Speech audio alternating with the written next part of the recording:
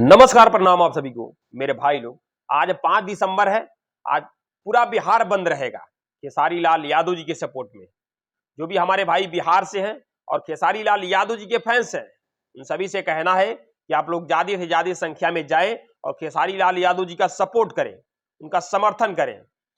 जो भाई बिहार के हमारे किसी भी जिला के हैं, उस जिला के चौराहे पे आप लोग ज्यादा से ज्यादा संख्या में जाएं और खेसारी लाल यादव जी का समर्थन करें, ताकि जो खेसारी लाल यादव जी के बेटी पे गलत गाना गाया है पंकज सिंह, उस पर सुनवाई हो सके, कार्रवाई हो सके। अभी तक 5-6 दिन हो गया, 5-6 दिन का 7-8 दिन हो गया, अभी तक कोई ना कार्रवाई ना सुनवाई, कुछ पता नहीं चल रहा है।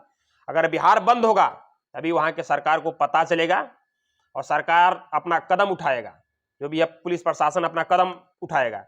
जो भी हमारे भाई है, इस वीडियो को भी दबा के शेयर मार दीजिए, ताकि जिनको नहीं पता है कि आज पूरा बिहार बंदी है, उनको भी पता चले और जाए खेसारी लाल यादव जी के सपोर्ट में और पूरा बिहार बंदी का सहयोग करें। बस नमस्कार, प्रणाम आप सभी को।